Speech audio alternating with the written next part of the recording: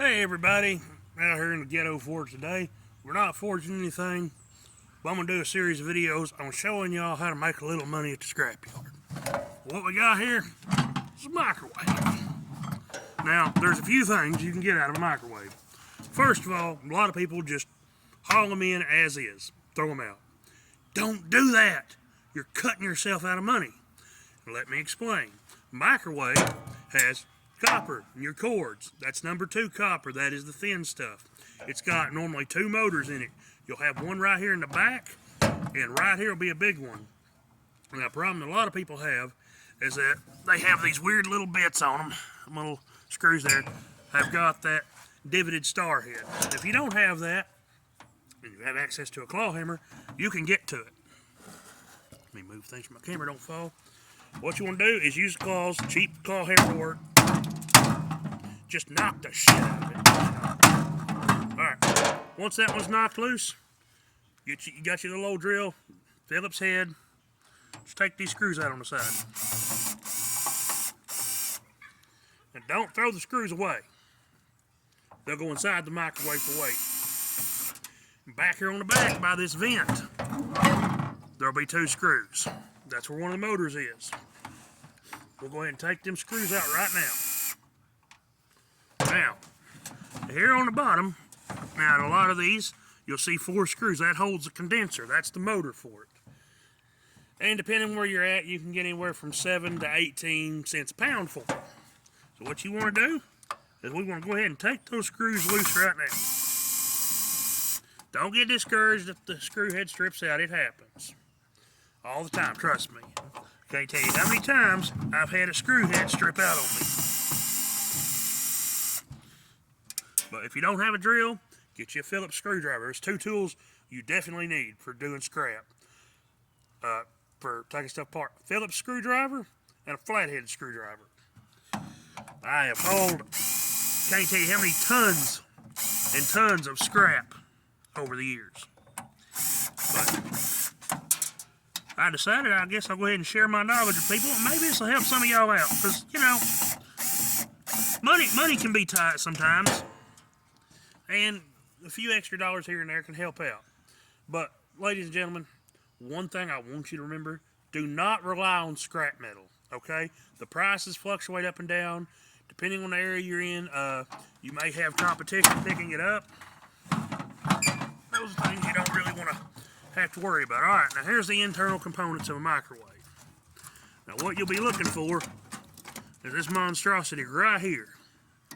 And I know a lot of y'all are like, hey, but there's copper in there. Look, if you can get the copper out of it, more power to you. If you do, then I would sell the rest as either short steel or maybe tin. Now, I can't find my wire cutters. We got this old combat knife here. But, yeah, World War II era. It was good enough to kill Nazis. It's good enough to cut some wire. Alright, there we go. We got our first electric motor. This thing probably weighs about 5 or 6 pounds.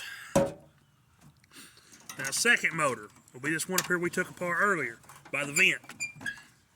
Now, a lot of times, you'll have these little plastic clips right here.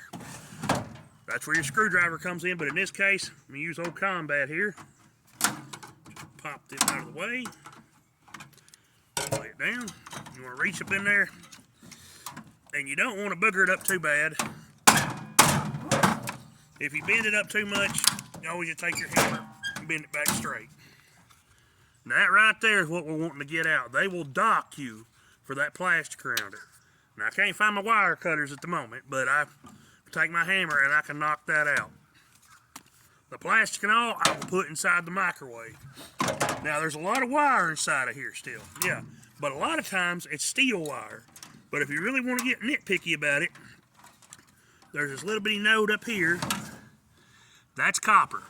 That's number 2 copper. And you're asking, well, what's the difference between number 1 and number 2 copper? I will get to that in another video, but short answer, see these little bitty wires here? That's steel, but if it was copper, it'd be number 2. On wire, number 2 copper is anything, if it's wire, that is smaller than a pencil lead. Also, anything that's got soldering on it.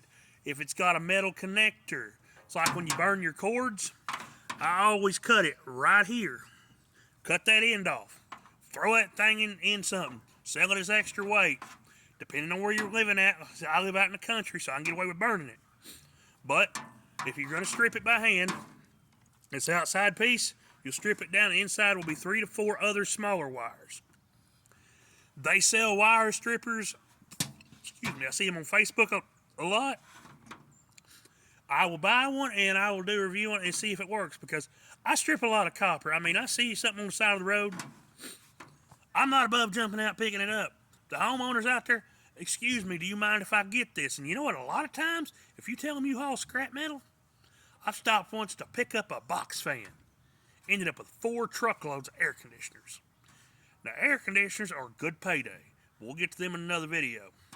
But, yeah, microwaves, all day long. Easy, $2 or $3. I mean, you can make money off these things. And people just throw them away. You know, you see them sitting out beside the road or whatever. Stop and grab them. If you're worried about what people think, let me ask you this. Are they paying your bills? Do they live in your house? No? Then screw what they think. All right, guys. Y'all have a good day, and I'll get another video up soon.